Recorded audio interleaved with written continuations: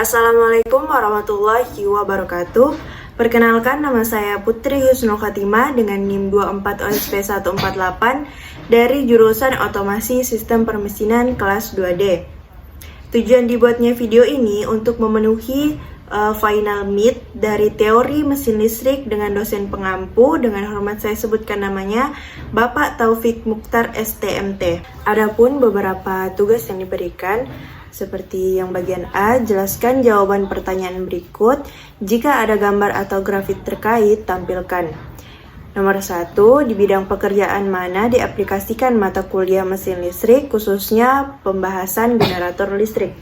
Jadi, mata kuliah mesin listrik itu khususnya pembahasan generator listrik diaplikasikan di bidang pekerjaan seperti operator pembangkit listrik dan teknisi pembangkit. Untuk pengaplikasiannya seperti prinsip kerja generator sinkron dan asinkron, konversi energi mekanik ke energi listrik, pengaturan tegangan, frekuensi dan faktor daya, analisis beban dan efisiensi, dan rugi-rugi generator. Contoh nyatanya itu seperti PLTA, PLTU, PLTG, dan lain-lain. Bagian soal kedua adalah apa itu mesin listrik. Jadi, mesin listrik adalah peralatan elektromagnetik yang berfungsi untuk mengubah energi listrik menjadi energi mekanik atau energi mekanik menjadi energi listrik dengan memanfaatkan prinsip medan magnet dan arus listrik. Soal ketiga adalah apa itu generator listrik. Nah, generator listrik ini adalah mesin listrik yang berfungsi untuk mengubah energi mekanik menjadi energi listrik dengan memanfaatkan prinsip induksi elektromagnetik. Bagian soal nomor 4 adalah uraikan klasifikasi pembagian jenis-jenis generator listrik. Jadi, klasifikasi generator ini terdiri dari dua, yaitu generator DC dan generator AC. Untuk generator DC juga ini terbagi menjadi dua, yaitu penguat sendiri dan penguat terpisah. Untuk generator AC juga terdiri dari dua. Yang pertama adalah sinkron atau alternator. Yang kedua adalah asinkron. Nah, untuk bagian sinkron atau alternator di sini ada lagi pembagiannya, yaitu 1 fasa, 3 fasa, kutub luar, dan kutub dalam. Soal nomor 5 yaitu apa itu generator sinkron dan asinkron. Generator sinkron itu adalah generator listrik yang kecepatan putaran motor rotornya sama dengan kecepatan medan magnet stator. Generator asinkron adalah generator yang kecepatan rotornya tidak sama dengan kecepatan medan magnet stator. Untuk soal nomor 6, generator listrik jenis apa yang terpasang secara umum untuk memberi atau melayani listrik ke masyarakat? Generator listrik yang paling umum terpasang untuk melayani listrik ke masyarakat itu adalah generator sinkron atau alternator sinkron. Soal nomor 7 adalah bagaimana prinsip kerja generator listrik AC. Jadi, prinsip kerja generator AC atau arus bolak-balik ini bekerja dengan memutar medan magnet sehingga terjadi perubahan fluks pada kumparan stator yang menimbulkan tegangan bolak-balik melalui induksi elektromagnetik. Untuk yang soal nomor 8, bagaimana prinsip kerja generator listrik DC? Jadi prinsip kerja pada motor DC ini atau arus searah adalah mengubah energi mekanik menjadi energi listrik DC berdasarkan induksi elektromagnetik dengan bantuan komutator agar arus yang dihasilkan menjadi searah. Untuk soal nomor 9 yaitu uraikan dan jelaskan fungsi komponen utama pada generator listrik AC. Jadi komponen utama pada generator listrik AC dan fungsinya itu yang pertama, stator adalah bagian generator yang diam yang fungsinya itu sebagai tempat terinduksinya tegangan AC, menyalurkan energi listrik ke beban dan membentuk medan magnet bersama rotor. Yang kedua itu rotor. Rotor adalah bagian yang berputar, berfungsi menghasilkan medan magnet memotong kumparan stator saat berputar sehingga timbul GGL atau gaya gerak listrik yang menentukan frekuensi tegangan keluaran. Yang ketiga adalah slip ring, yaitu berfungsi sebagai cincin logam yang terhubung dengan kumparan rotor, berfungsi menyalurkan arus eksitasi DC ke rotor dan memungkinkan aliran listrik meskipun rotor berputar.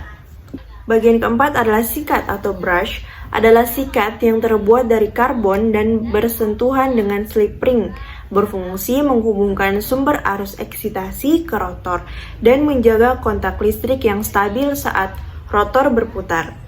Yang kelima adalah inti besi terbuat dari baja silikon berlapis, berfungsi memperkuat medan magnet dan mengurangi rugi-rugi arus pusar. Yang terakhir adalah poros atau shaft, adalah menghubungkan rotor dengan penggerak, mulai berfungsi meneruskan energi mekanik ke rotor dan menjaga putaran tetap stabil. Soal nomor 10 adalah uraikan dan jelaskan fungsi komponen utama pada generator listrik DC. Jadi, komponen utama pada generator listrik DC ada beberapa pembagian atau ada beberapa komponen utama dalam generator DC ini. Yang pertama adalah medan magnet yang terdiri dari kumparan medan atau magnet permanen yang menghasilkan medan magnet di dalam generator, berfungsi membentuk medan magnet utama dan menentukan bir tegangan yang dihasilkan. Selanjutnya adalah jangkar atau armatur. Adalah kumparan penghantar yang dipasang pada rotor dan berputar di dalam medan magnet, berfungsi sebagai tempat terjadinya GGL atau gaya gerak listrik induksi yang menghasilkan tegangan listrik akibat pemotongan fluks magnet. Yang ketiga adalah komutator berupa cincin tembaga yang terbelah dan terhubung dengan kumparan jangkar, berfungsi mengubah arus AC menjadi DC dan menjaga arah arus keluaran tetap searah. Selanjutnya adalah sikat atau brush, terbuat dari karbon dan menempel pada komutator, berfungsi mengalirkan arus listrik dari jangkar ke rangkaian luar dan menjaga kontak fisik meskipun rotor berputar. Selanjutnya adalah inti besi terbuat dari baja silikon yang fungsinya adalah untuk memperkuat medan magnet dan mengurangi rugi arus pusar pada histeresis. Selanjutnya ada poros atau shaft. Poros yang terhubung pada penggerak mula berfungsi menyalurkan energi mekanik dan memutar jangkar. Bagian terakhir adalah rangka atau yoke, adalah bagian luar generator yang melindungi komponen dalam berfungsi menopang struktur mekanik generator yang menjadi jalur fluks magnet. Soal nomor 11. Jelaskan istilah berikut: eksitasi, violet atau penguatan, kumparan medan, kumparan jangkar atau armatur, brush, penguatan sendiri, dan penguatan terpisah. Untuk bagian eksitasi, di sini penjelasannya adalah eksitasi adalah pemberian arus listrik pada kumparan medan untuk menghasilkan medan magnet pada generator. Bagian kumparan medan atau violet winding adalah kumparan yang terdiri dari arus eksitasi dan menghasilkan medan magnet. Yang ketiga adalah kumparan jangkar atau armatur winding, adalah kumparan tempat terjadinya GGL, gaya gerak listrik induksi akibat pemotongan fluks magnet. Yang ketiga adalah brush atau sikat, adalah penghantar dari karbon yang bersentuhan dengan komutator. Yang kelima adalah penguatan sendiri.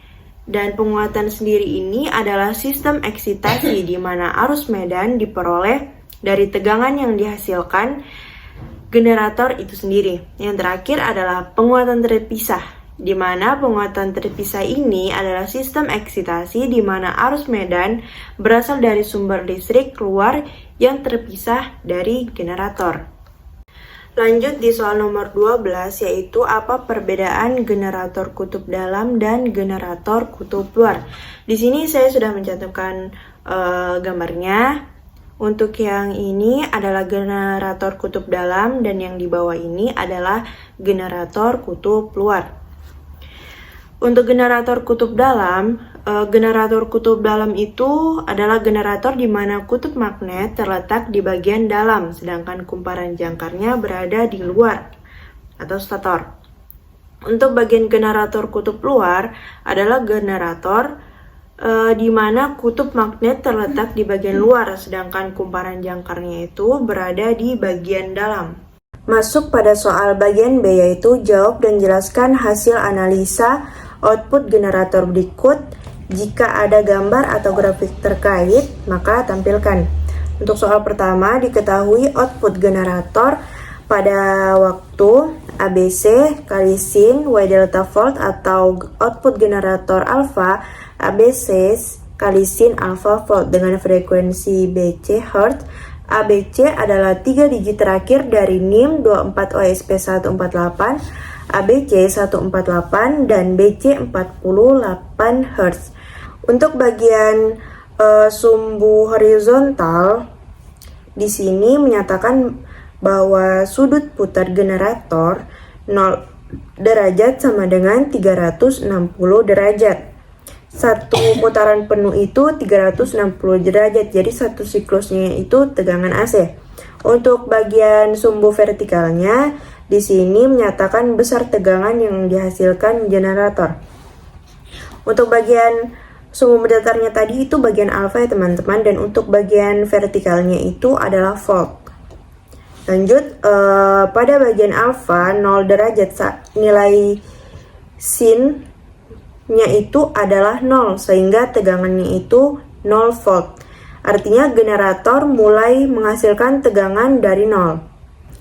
Dari 0 derajat ini sampai 90 derajat ini, nilai sin A itu semakin besar sehingga tegangan naik maksimum. Pada 90 derajat ini, sin 90 derajat itu sama dengan 1. Jadi tegangan maksimum sudah mencapai 148. Dari 90 derajat ke 180 derajat, nilai sin alfa itu menurun sehingga tegangan kembali ke 0. Pada 180 derajat, sin 180 derajat itu adalah 0, jadi tegangannya dimulai dari 0 lagi. Untuk 180 derajat sampai ke 270 derajat, sin ini bernilai negatif. Karena tegangan 270 derajat ini, sin 270 derajat itu sama dengan minus 1, yang berarti dia di tegangan minimum minus 148. Dari 270 derajat ini ke 360 derajat, nilai sin alfanya itu mulai naik kembali. Jadi yang ini dia naik kembali ke 0, sehingga tegangan kembali ke 0 volt. Pada 360 derajat ini, satu siklus gelombang sesuai dan akan berulang. Masuk di bagian soal bagian B, yaitu mencari Vmax, di mana Vmax-nya di sini sudah tertera jadi 148 karena diambil dari 3 digit terakhir dari NIM. Untuk bagian C adalah mencari tegangan alfa dari 390 derajat, yaitu 148 sin 360 derajat volt sama dengan 148 dikali 0,5. Kenapa 0,5? Karena sin dari 360 derajat adalah 0,5 dan hasilnya adalah 74 volt. Yang bagian D yaitu tegangan pada waktu dari 0,216, yaitu 148 sin 2180 dikali 48 dikali 0,216 volt sama dengan 148 sin 3732 ini didapat dari sin 2180 dikali 40 8 volt. Jadi hasilnya 148 dikali minus 0,77 sama dengan minus 113,96. Selanjutnya bagian E, tegangan alfa dari 148 derajat sama dengan 148 sin 148 derajat volt, yaitu 148 dikali 0,52. 0,52 ini dapat dari sin 148 derajat sama dengan 76,96. Bagian F adalah tegangan waktu sama dengan 148 sama dengan 148 sin 2180 dikali 48 dikali 148 volt sama dengan 148 sin 2.557.440 sama dengan 148 sin kali 0 volt. 0 ini didapat dari sin di atas ini. Jadi hasilnya 148 kali 0 volt, yaitu hasilnya adalah 0. Bagian G adalah tegangan rata-rata 2 max per V sama dengan 2148 volt per 3,14 sama dengan 296 per 3,14, yaitu 94,26 volt. Bagian H yaitu tegangan efektif, yaitu sama dengan tegangan max per akar 2 sama dengan 148 per akar 2 sama dengan 148 per 1,414. 1,414 ini didapat dari nilai akar 2, di mana hasilnya yaitu 104,6 atau 1,4. Nomor 2 adalah diketahui hasil pengukuran voltmeter pada sebuah stop kontak ABC volt berapakah tegangan sesaatnya. ABC-nya yaitu sama dengan 148 volt tegangan efektif VRMS, tegangan sesaat maksimum VP. Jadi VP sama dengan VRMS dikali akar 2 sama dengan VP sama dengan 148 dikali 1,414 sama dengan 209,2 volt. Masuk di bagian C, jelaskan jawaban pertanyaan berikut ini. Jika ada gambar atau grafik terkait, maka tampilkan. Untuk bagian nomor 1, ada berapa jenis beban generator dan penyebabnya. Jadi, di sini terdapat 3, yaitu beban resistif, beban induktif, dan beban kapasitif. Di mana beban resistif adalah beban yang hanya memiliki tahanan, dan penyebabnya yaitu energi listrik langsung diubah menjadi panas atau cahaya dan tidak ada elemen induktif atau kapasitif. Untuk bagian beban induktif adalah beban yang mengandung induktansi atau L seperti kumparan. Penyebabnya yaitu adanya kumparan yang menyimpan energi dalam medan magnet dan menyebabkan arus tertinggal atau lagging terhadap tegangan. Yang ketiga adalah beban kapasitif, adalah beban yang mengandung kapasitansi atau C, menyebabkan adanya kapasitor yang menyimpan energi dan medan listrik dan menyebabkan arus mendahului leading atau tegangan. Nomor 2, jelaskan efek pada generator jika dibebani resistor murni. Kaitkan dengan tegangan dan arus listrik pada sebuah grafik. Efek pada generator jika dibebani resistor murni. Efeknya jika generator dibebani resistor murni, arus sefasa dengan tegangan stabil dan generator bekerja paling ideal. Pada grafik 1 ini menunjukkan tegangan dan arus berbentuk gelombang sinus dan keduanya naik dan turun bersamaan. Puncak dan titik 0 terjadi pada sudut yang sama. Artinya tidak ada perbedaan sudut fasa. Jadi pada grafik 1 ini termasuk dari beban resistif, di mana tegangan dan arusnya itu sefasa. Untuk grafik yang kedua, selanjutnya nomor 3, apa yang dimaksud lagging dan apa penyebabnya? Kaitkan dengan tegangan arus listrik pada sebuah grafik. Jadi, lagging adalah kondisi di mana arus listrik tertinggal atau datang lebih lambat dibandingkan tegangan pada suatu rangkaian AC arus bolak-balik. Penyebab terjadinya lagging karena adanya beban induktif. Bisa kita lihat pada grafiknya di sini bahwa grafik menunjukkan tegangan mendahului arus. Terus arus ini mencapai lebih lambat beban induktif atau kumparan. Secara fisik, induktor menahan perubahan arus sehingga arus tidak bisa langsung mengikuti tegangan.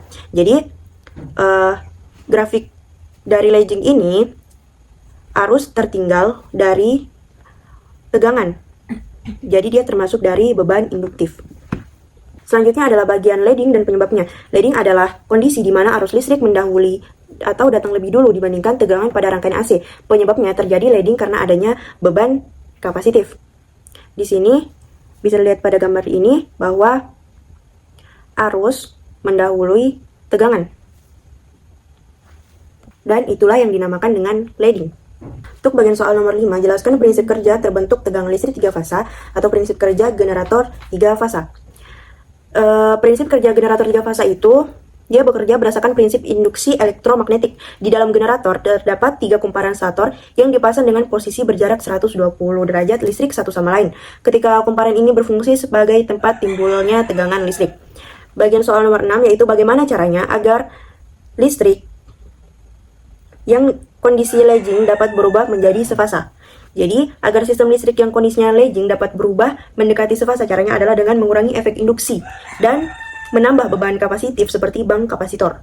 kapasitor menghasilkan arus leading. Kemudian arus leading dari kapasitor akan menetralkan arus lagging dan hasil akhirnya arus total menjadi mendekati sefasa.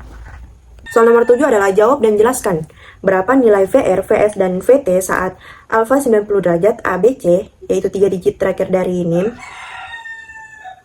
Jadi berapa nilai VR, VS, dan VT saat alfa 90 derajat? ABC-nya itu saya adalah 148, di mana VR di sini sama dengan ABC dikali sin alfa volt sama dengan 148 dikali sin 90 derajat volt. 90 ini didapat dari sin alfa di atas dan hasilnya adalah 148 dikali 1 volt. Kenapa di sini dikali 1 volt? Karena sin dari 90 derajat. Jadi hasilnya adalah 148 volt. Untuk bagian VS di sini ABC dikali sin alfa dikurang 100. Untuk bagian VS sama dengan ABC dikali sin alfa minus 120 derajat volt. Sama dengan 148 dikali sin 90 derajat dikurang 120 derajat volt. 90 ini didapat dari alfa di atas teman-teman. Jadi sama dengan 148 dikali sin dikurang 30 derajat volt. 30 ini hasil dari pengurangan di atas. Jadi sama dengan 148 dikali 0 minus 0,5 dan 0,5 ini hasil dari sin minus 30 derajat. Jadi hasil dari 140 dikali minus 0,5 volt yaitu minus 78. Untuk bagian VT ABC sin alfa minus 240 derajat volt sama dengan 148 kali sin 90 derajat dikurang 240 volt. 90 derajat ini dapat dari sin alfa di atas. Sama dengan 148 kali sin minus 150 derajat volt. Minus 150 ini dapat dari sin 90 derajat dikurang 240. Jadi hasilnya di sini 148 dikali minus 0,5 volt. Jadi hasilnya minus 74. Masuk di bagian soal D, yaitu jelaskan bagian-bagian genset dan cara pemeliharaan genset. Jika ada gambar atau grafik terkait, tampilkan. Jadi, genset atau generator set adalah alat yang digunakan untuk menghasilkan energi listrik dengan cara mengubah energi mekanik menjadi energi listrik. Energi mekanik tersebut berasal dari mesin penggerak yang menggunakan bahan bakar seperti bensin, solar, atau gas. Genset biasanya digunakan sebagai sumber listrik cadangan ketika pasokan listrik utama dari PLN terputus atau tidak tersedia. Bisa kita lihat di sini terdapat beberapa bagian, yaitu yang pertama ada tangki bahan bakar untuk menyimpan bensin atau solar atau gas sebagai sumber energi mesin. Yang kedua adalah mesin penggerak. Mesin penggerak di sini untuk mengubah energi bahan bakar menjadi energi mekanik atau putaran. Yang ketiga adalah filter udara.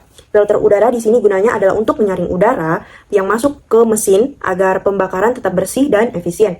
Yang keempat yaitu ada alternator atau generator, yaitu untuk mengubah energi mekanik dari mesin menjadi energi listrik AC.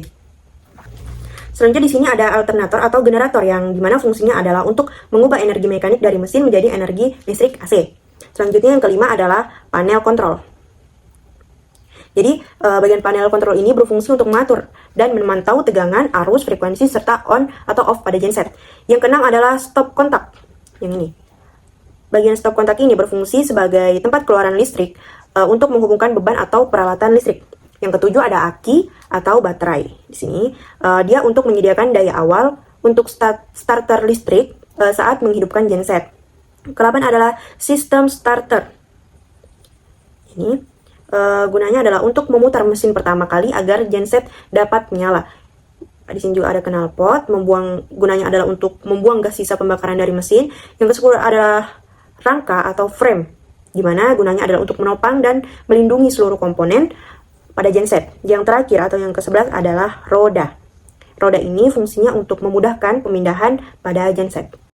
Selanjutnya pada bagian E, jelaskan syarat dan cara kerja paralel generator jika ada gambar atau grafik terkait. Jika ada, tampilkan. Jadi, syarat paralel generator itu di sini saya cantumkan 4. Yang pertama adalah tegangan generator harus sama besar, yang kedua frekuensi harus sama, yang ketiga urutan fasa harus sama, dan yang keempat sudut fasa juga harus sama. Dan cara kerja paralel generator itu adalah dengan cara mengoperasikan 2 atau lebih generator secara bersamaan untuk melayani satu sistem beban. Sebelum diparalelkan, generator harus memiliki tegangan, frekuensi, urutan fasa, dan sudut fasa yang sama. Setelah kondisi ini terpenuhi, generator dihubungkan ke sistem menggunakan circuit breaker. Saat beroperasi, masing-masing generator akan berbagi beban. Pembagian daya aktif, kilowatt, diatur dengan mengubah kecepatan mesin penggerak, sedangkan pembagian daya reaktif kilovolt ampere reaktif diatur dengan mengubah arus eksitasi sehingga sistem tetap stabil dan pasokan listrik lebih andal. Sekian penjelasan dari saya. Jika ada kesalahan saat menjelaskan, saya mohon dimaafkan. Saya akhiri. Wassalamualaikum warahmatullahi wabarakatuh.